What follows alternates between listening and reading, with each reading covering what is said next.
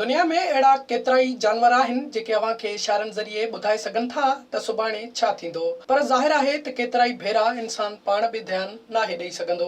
जानवर इंसाननि सां रहंदे न रुॻो उन्हनि सां वेझा थी वेंदा आहिनि, पर संदन जज़्बात ऐं एहसासनि जे रिश्ते में ॿधिजी वेंदा आहिनि। कुझु त मालिक जी जान बचाइण लाइ बि वॾी जाखोड़ कंदा आहिनि। ॻऊं बि अहिड़ो ई आम जानवर आहे जेको केतिरनि ई घरनि में मौजूदु हूंदो आहे, पर ॻऊं हिकु अहिड़ी तबाही बाबति ख़बरदार कंदी आहे जेका सुभाणे थियण वारी हुजे। रिलीफ वेब जी हिकु रिपोर्ट मूजिबि ज़िलज़िलो अचण खां हिकु ॾींहुं अॻु ॻऊं ख़ामोश थी वेंदी आहे। जहिड़ी रीति आम ॾींहनि में सरगर्म हूंदी आहे, ओड़ी नाहे रहंदी। असल में हू ईंदड़ तबाही खे महसूस कंदी आहे ऐं इहो ई सबबु आहे जो खाइण पीअण बि घटाए छॾींदी आहे। जॾहिं बि सामूंडी तूफ़ान अचणो हूंदो आहे त पखियुनि में फड़फूत पइजी वेंदी आहे ऐं उहे ओचितो गायब थियण शुरू थी वेंदा आहिनि। उनजो सबबु फोर्ब्स रिसाले ॿुधायो त पखी उहो मुक़ाम छॾे वेंदा आहिनि जिते तबाही अचणी हूंदी आहे। पखी तूफ़ान जे उन्हनि मख़सूस आवाज़नि खे महसूस करे सघनि था जेके इंसान नथा ॿुधी सघनि। या त पखी कंहिं महफ़ूज़ माॻ हलिया वेंदा आहिनि या वरी कंहिं ॿिए इलाइक़े में आखेरा ठाहींदा आहिनि। इहो ई सबबु आहे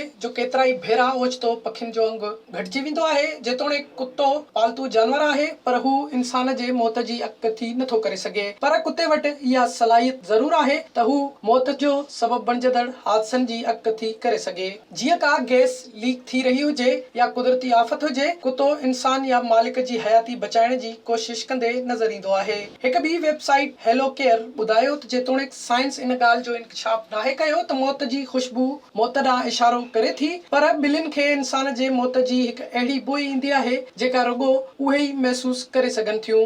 जॾहिं बि ईअं थींदो आहे त ॿिलियुनि जो रद्दअमल बि गैर मामूली थी वेंदो आहे या वरी उहे उन मरीज़ वटि वेहण शुरू करे छॾींदियूं आहिनि। विज़िट कयो अवामी आवाज़ मीडिया ग्रुप जी वेबसाइट awamiawaz.pk